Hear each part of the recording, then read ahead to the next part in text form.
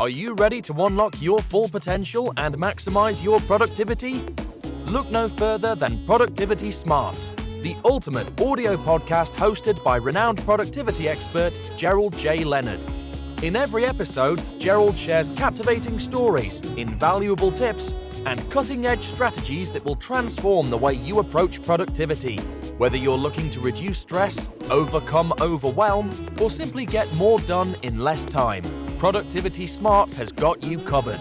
But that's not all. You'll also gain inspiration from real-life success stories of individuals who have achieved greatness through productivity. Plus, you'll learn the latest tools, techniques, and habits that will help you achieve a new level of happiness and fulfillment in your personal and professional life. So why wait? Join us every week as we delve into the exciting world of productivity and help you unleash your full potential. Get ready to take your productivity to the next level with Productivity Smarts.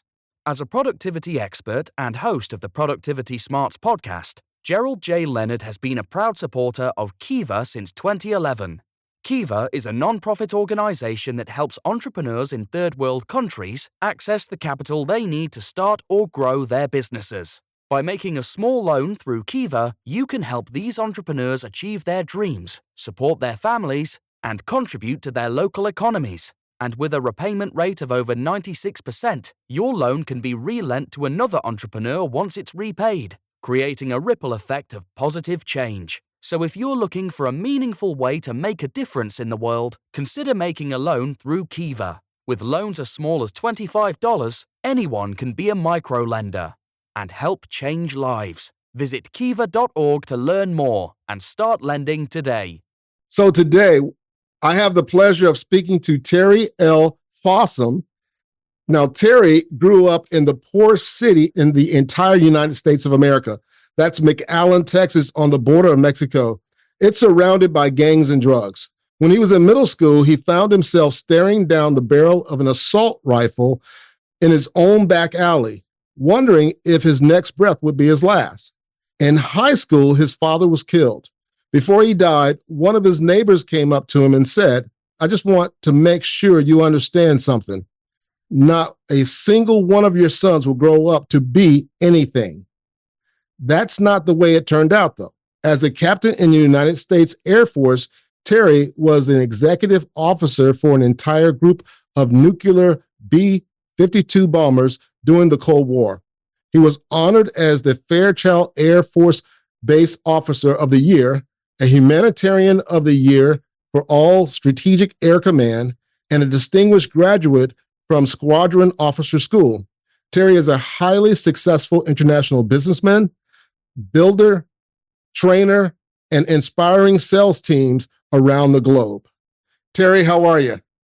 I'm amazing. How about yourself, sir? I am doing awesome. I am so excited to talk to you because I had a chance to go through your book and I have so many questions. I'm really excited about the things we're going to talk about today. It's right up our alley, and let's get started. So I always ask this question: what has made you successful? What is it in your gut that has made you successful up to this point? Well, for me, I've got to give credit for my own personal belief system to God, right? I don't care what anybody else believes. That's what I believe. My parents, while they were still alive, my dad started off as a poor sharecropper and ended up building up to build a family, which was pretty amazing. So my parents were great. And the Boy Scouts of America, quite frankly. We were all big in the scouting program, still are, and it's made a huge impact on our lives. And of course, the Oxcart technique that we're going to talk about is what was the turning point for me, man.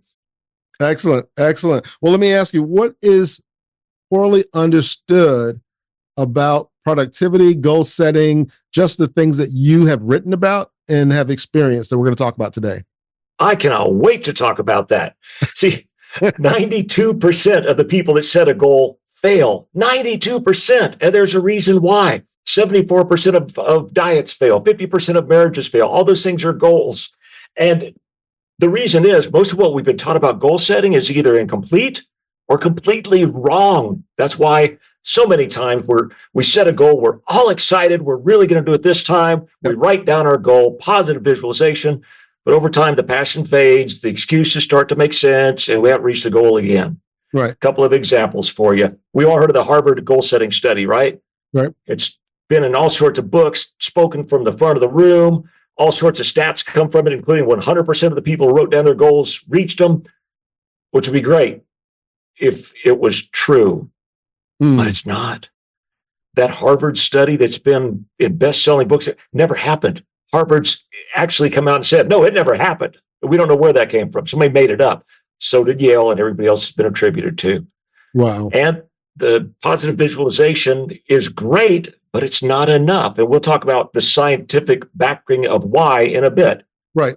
Excellent. Excellent. So I know I started off telling a little bit more of your story, a little bit about your story. Is there anything I left out or something that you would like to highlight from your story growing up, from where you started to where you are now? Well, I think the biggest thing is my biggest failures, because we all have failures. And, we can talk about embracing failure in the future, but this was not one of those times. Because I learned everything I could about positive visualization and goal setting and self-improvement. Man, I filled my brain since I was in high school to try to get out of my situation, right? And then I got into business and was terrible at it. I was horrible, but I tried and I failed. And I tried and I failed. And I tried and I tried. And Gerald, I reached the point where I just couldn't fail anymore. And I gave up. And I walked into the bathroom and I looked at myself in the mirror. I said, I guess he's right. You never are going to grow up to be anything.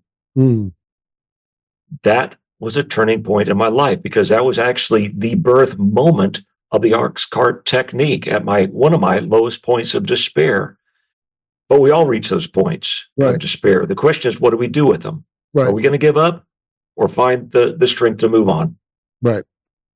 Excellent. Excellent. Well, I want to go ahead and jump right into the book, because obviously that's a great jump off point for my first question. And that is, why does passion move mountains? Because in your book, one of your first chapters, you talk about passion, and obviously where you were at the time, looking yourself in the mirror saying, I guess this guy was right, but something clicked for you because now you're on the other side of that, right? And so how did passion play a role in that for you? And why did you write about it the way you did in the book? Absolutely. Passion drives everything. Passion, not fact, is the driver of all action. So we don't take action based on fact. It's important to know other people don't either. So when you're doing public speaking, coaching, etc., you give them all these facts and figures and graphs and bar charts and all this kind of stuff. It doesn't matter. They're going to forget it the second you walk away. Right. But if you can build passion up inside of somebody, then they can do anything. Passion has started wars and ended them. Passion has made miracles happen. It's done amazing things because of passion. We will drive to move forward when we are filled with passion. And if we can help others feel that passion as well, we can help them drive forward themselves. Yeah, you talk about the human soul being on fire in your book, right? Yeah. And you also talk about that everyone actually has passion. Everyone has something that they're passionate about. Can you explain? Absolutely. And if you question that, you just ask your spouse if you are married. If you have kids, you just ask your children, because there are times in your life where you get passionate about something. It might be good, it might be bad. It might be that football game. It might be your neighbor, get off my lawn, whatever it is. We all have passion inside of us. It's learning how to harness that passion to help you do what you want to do, to reach your goals, to drive you forward. That's the trick. And that's exactly what we do here. Right, right. Now, in your book, you also talk about this 13-year-old girl who, I guess, was bitten, had her arm bit off by a tiger shark. Bethany Hamilton, man. Oh, Soul Surfer. If you ever seen the movie or read the book, amazing. You know what? If I had my arm bitten off by a shark, I wouldn't go near a toilet again. Okay. And yet within, 30 days of that happening, she's back on her board. She's back in the ocean again. Yes. And she's, world ranked and now inspiring people around the world. It's amazing. So many people have gone through so much and used that to fuel them. That's what we have to do. Exactly. Now, you also talk about a school in Rwanda. Yeah, what a blessing. What a blessing. The first part's not. Rwanda went through a horrible genocide. Over 1 million people were killed within just a few weeks for no reason at all. But it happened. And when I found out about that, of course, if you got over 1 million people killed, you've got a lot of orphans and you've got a lot of widows. Right. And in a place like Rwanda, if you don't have money, you don't eat. Okay. Yep. So they'll figure out a way to make money, but it might not always be the best way. Right. So I was very blessed to be part of a project that helped build a school to teach just marketable skills, things like carpentry and sewing and things that they can create life and create a living. And Right. that's just one of the blessings of success, you know? Excellent. Excellent. So let me ask you this question about passion. For someone listening and they're saying, okay, I get it. I'm reading all these stories. I've watched this movie. I'm seeing people with passion, but I'm in a place in my life. I'm still trying to figure out, how do I build passion? What would you say? How do you build passion when you're kind of in that plateau, if you will? Yeah, absolutely. And everybody reaches that plateau. If you even get to the plateau to begin with, you may not even start very many steps up that mountain before you give up. And Right. see, the passion's the gig. And once again, we all start off, we're all excited and everything. We get that passion to begin with when we start a new goal, a new project, whatever it is. And then over time, that passion fades because life gets in the way and we'll act on what's ever in front of us at the time. So Right. if the dog's barking, like he is right now in my background, the kids are screaming, the boss is yelling at you, whatever's happening, you're going to get drawn to those things. Yep. And you'll say, oh, I couldn't achieve my goal because these things got in the way. No, truth is, you let them get in the way. Yep. You let them take that energy, that passion from you. The excuses start to make sense and they take you away from achieving what you truly want to do. Yes. Now I'm going to share this because we're going to talk about embracing failure in a second here, right after this. But, one of the things that I've learned about passion, because as I've gone through, if you listen to my podcast, you realize that there's a lot that I've gone through that got me to this point to where I've learned this concepts of what I call productivity smart and understanding neuroscience and kinesiology and all those different things. But one of the core things I learned from a friend of mine named Mike Rayburn, he's a guitarist, he's been at Carnegie Hall, he's a professional speaker and so on. And he learned it from Brian Tracy. And that was to identify your core goals and then turn them into affirmations and then write them out by hand. And so every morning since February of 2020, I started doing that. And my life radically changed. But here is the other secret, and this gets into the embracing the failure, is that as I would be in a meditative mindset and writing out my goals, thinking about it, sometimes limiting beliefs would come up or negative things would come up. And then I learned from other coaches. Brian Katie has an amazing book about the work and about addressing limiting beliefs and about negative beliefs, how to negate a negative belief so that it doesn't have that energy and your power in your life anymore. So it's almost a part of embracing that failure or your past or the other side of the coin, right? The success side and the failure side. So it's not just positive thinking, but by writing out your goals and working through the process daily and being consistent with it, you begin to reprogram your brain, you begin to reprogram your life, and it really keeps you focused on a day-to-day basis. So with that being said, embracing failure, how does this play a part in the Oxcart technique? Yeah, two things to jump on with that one. First of all, the understanding that every single person in the world who's achieved anything of significance has failed so many times, and that's part of it. All too often when we're doing whatever we're trying to do, we keep failing. We're like, okay, man, I guess I'm not supposed to do this. God doesn't want me to do this. I'm not good enough. I'm not smart enough. It's just not going to happen. It ain't going to work. When the truth is, what we should be saying is, yes, I'm on the path to success because it is paved with failures. That is the stepping stone. It's not the stopping blocks. It's the stepping stone. So you're on the right path if you're failing. You're not failing. Guess what? You're not achieving a dang thing. Right. You're not trying. But here's the other part. And here's how to harness that to drive that passion, because it's amazing. If you've got enough passion going on, ain't no self-doubts are going to get in the way. It doesn't matter. You take, for instance, the stories we've all heard of a mother whose child gets trapped under a car. Can she pick up that car? No, there's no way in the world. Does that stop her? Oh, no, because she's passionate about it. Not too long ago, a bear was attacking a boy. Dad killed it with a piece of wood, with a piece of firewood. Then the self-doubts come in. Now, he didn't care because the passion was enough. Right. How do you build that passion? Let's go back to my story. Lowest point of my life, I guess I'm never going to grow up to be anything. Yep. It was right at that point that it shifted in me because I'd done all the positive visualization and everything. Didn't work for me for two reasons. Number one, big houses, fancy cars. I didn't care about that stuff. I'm happiest when I'm a tent. The other part is it ain't never going to happen to a kid like me. It's unbelievable. So I've got those self-doubts that are saying it ain't going to happen. Okay. Yep. So that wasn't enough. We'll talk about prospect theory in a second. No, let's talk about it right now.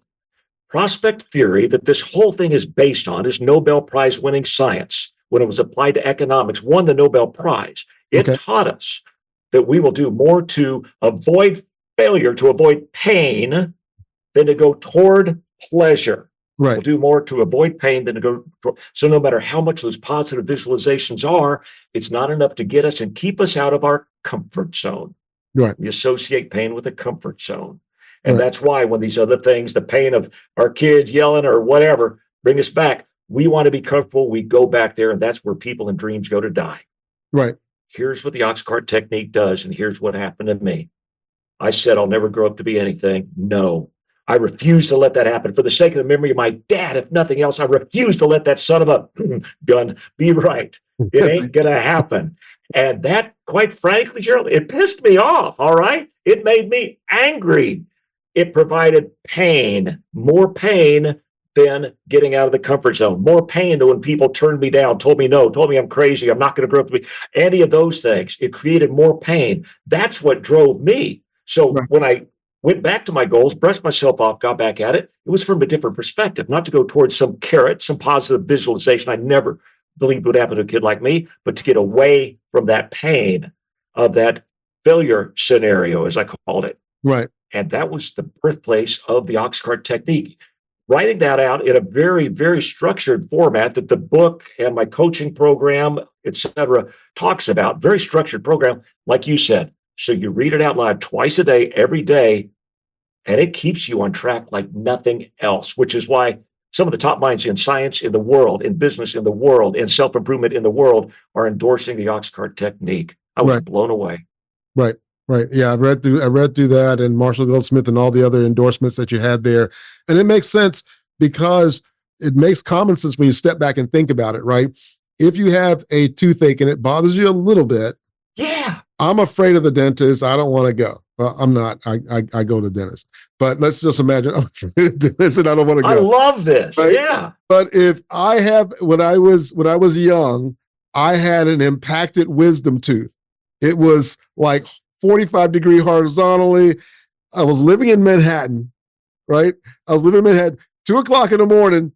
That thing kicked me in the mouth and I got up. I got dressed. I walked down the street to the nearest Dwayne Reed store in Manhattan off of Broadway. And I was like, I need something. I don't know what you got back there. I got passionate and I got motivated because I was in pain. And eventually I had to go love that. And get like some real drugs and antibiotics and then have it surgically taken out and so on. But I would never walk in Manhattan by myself at 2:00 in the morning. But at that point in time, it didn't matter because this tooth was hurting so badly that I just got up and I was like, I'm just getting dressed. That is gold, baby. I'm just going out. I'm stealing that story, right? That is gold. That's perfect. It's exactly right. And imagine if we could harness that same sort of concept to achieving any goal that we wanted, whether it is a business goal, financial goal, marital goal, weight loss goal, whatever it might be, substance abuse, whatever it might be. Imagine being able to harness that exact concept in a very structured manner. Yeah. What could we accomplish in life? Everything. Exactly. And I think, the challenge when I thought about the story that you talk about of the football team, right? And the coach coaching them in your book with a victory, and also let's visualize the failure of this not going well. And what happens, one guy's girlfriend's going to marry somebody else now, and this is going to be a bad day for the whole team. that they needed that story, they needed that visual to get upset. And I think a lot of times where people struggle is they don't like to, or we as people don't like to visualize the negative, right? We don't want to experience that because television, all the commercials, all the drug commercials, everything is about being in pleasure and being in fun and not embracing the suck or not embracing difficult times. And so we have to realize that we need both, right? Yes. Because sometimes the goal is not going to motivate you, but sometimes the pain of going back to where you were or being a part of something will motivate you. Yeah. Yeah, you're absolutely correct. If you want to just feel good and you want bunnies and unicorns, well, that's where your comfort zone is. Right. And that's great. But again, that's where people and dreams go to die. You're never going to achieve that greatness. You're never going to change the world from the comfort of your comfort zone. So that's why this is effective. It's not comfortable and it's not supposed to be, but it's effective. And it's something that rattles your cage, and it will, depending on the depth of it, it will make you cry. It will take you to places where you will look into your soul and go, okay, I got to pick myself up by the bootstraps. This is not going to happen. I got to make a move. I got to make a change. And it creates this fire in your belly because it's like, I can't stay where I'm at right now. And so sometimes you just have to put yourself there. And I think the idea of visualizing it instead of going through it and getting yourself in that place, but by visualizing the success and writing that out, and then visualizing the possibilities of the failure and writing that out and seeing it and experiencing it before it happens can be also a great motivator. And that takes me into the parable. So you tell this parable of the Oxcart, and just share a little bit about the parable. It's a great story which is to me the foundation of your book. Well, it really is. And we'll let people read the whole parable. But the bottom line is it's a farmer who's got very fertile land, but he has no way to get his crops to the market just across the river. And the village elder says, well, why don't you build a bridge? Like, build a bridge? I don't know how to build a bridge. I'm a farmer. Ask the carpenter. He knows how to build many things. The point to that is maybe I didn't know how to be good in business. So I found somebody that was. When I got into acting, I found somebody to coach me. When you want to be successful at anything, find people smarter than you that can help you out, to help you build your bridge from failure to success. Now the farmer had his bridge, but he had no way to pull his cart full of vegetables across the bridge. So he bought an ox from the village elder. Now, it was a good ox. It was a strong ox. But when he brought it home, he refused to pull his cart anywhere.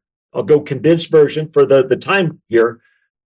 The village elder said, dangle a carrot in front of him. And when he did, he pulled the cart. He went forward to pull the cart. Well, that worked great, as long as the ox was hungry. But when he wasn't, he didn't go anywhere. Went back to the village elder, all ticked off. That's what good is this? What am I supposed to do? Just sit by the road? He says, tell you what does he not like? Well, he hates for anything to touch his tail. Okay.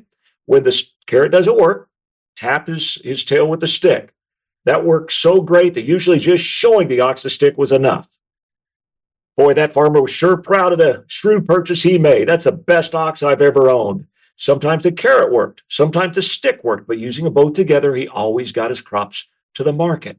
Exactly. And that's what we're doing here. And I got to tell you what blew me away on all of this, because I didn't start with the science, okay? I started with what worked for me. And then I had rooms full of people wanting to learn this from me. And then it started saving marriages and all that kind of stuff. I'm like, wow, cool, this works. But I wanted to disprove myself before I came out with the Oxcart Technique Blueprint for Success book. Right. So I started researching to disprove my theory, because I don't want to put out crap. Right. And I started coming across this that I mentioned earlier, prospect theory. And I'm right here at my computer where I'm recording this. And I'm like, my jaw started dropping as I'm reading more and more and more. I'm like, I can't really understand this because it's above my pay grade. But I told my wife, I might be onto something here. Right. So I put on my social media, okay, I need an expert on prospect theory.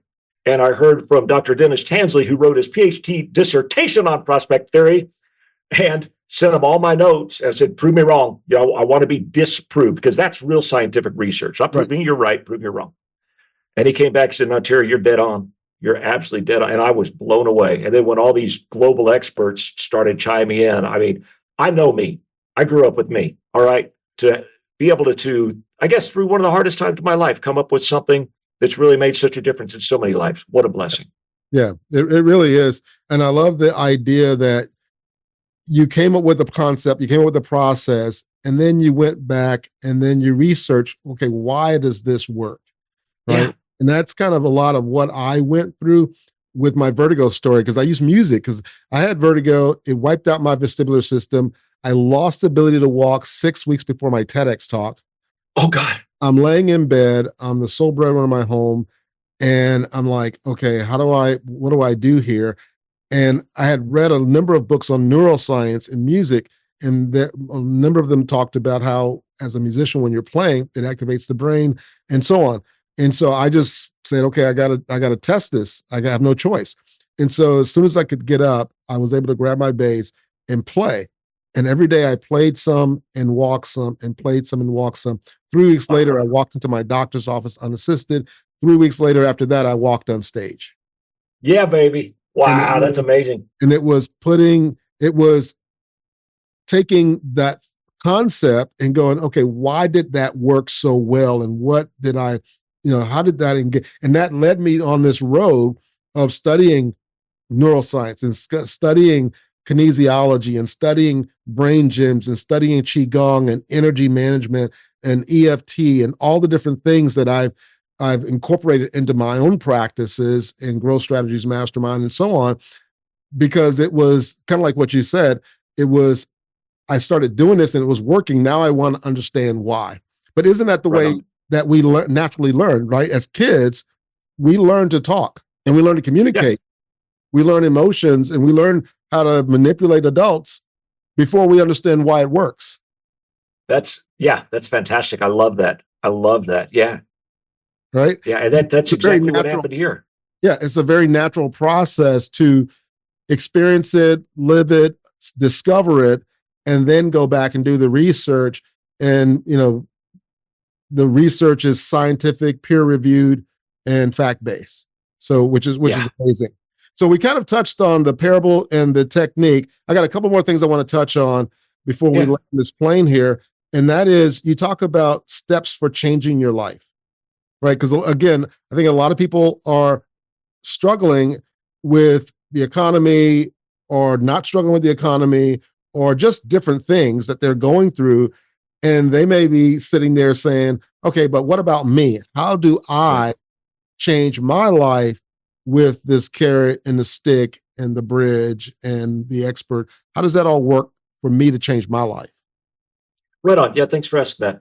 And obviously, as you mentioned, it depends on the individual, but I can tell you that there are three main things that are going to make a difference for you. Right. A lot of times we equate goal setting to a financial goal of some sorts. And that's valid. That's absolutely valid because, you can say money doesn't buy happiness, but poverty, hurts and it does not help out. And poverty affects, in fact, all three of them work together. You've got the financial side, you've got your relationships, and you've got your health, and they are all intertwined. You got to work on all of them.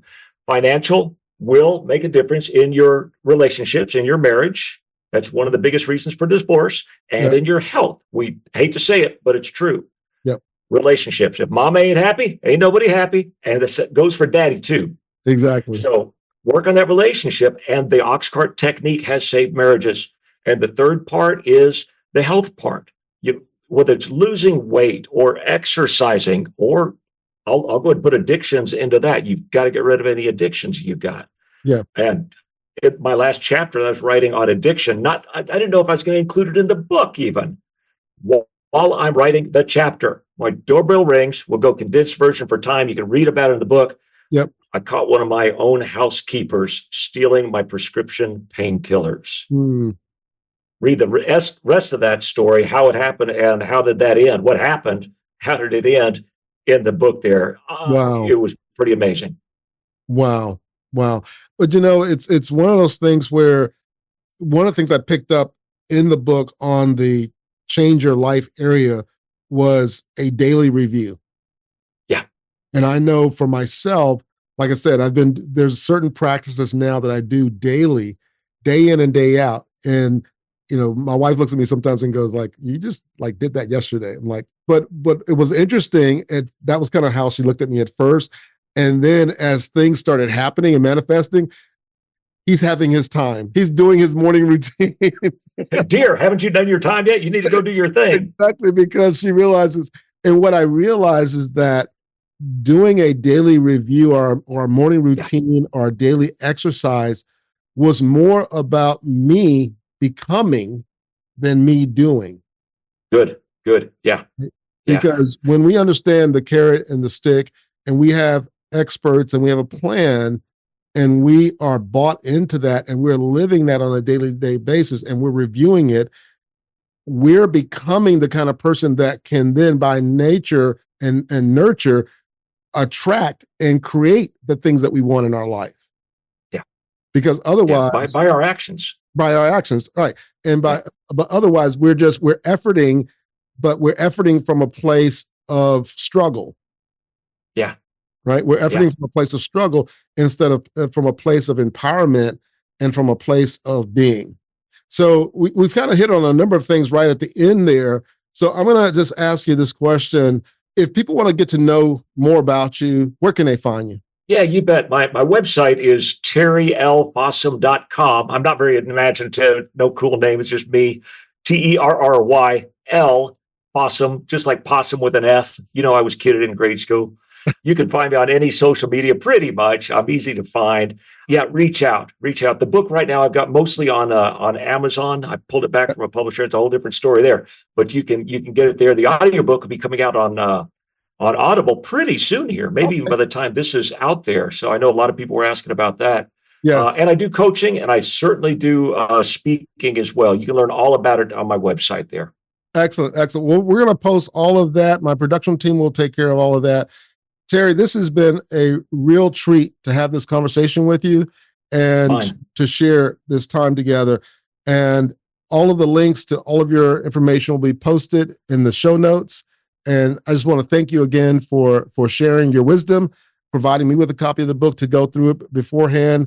And hopefully I did it justice and having a great conversation with you about some of the details in your book that I just thought were pretty amazing and very intricate and interesting stories.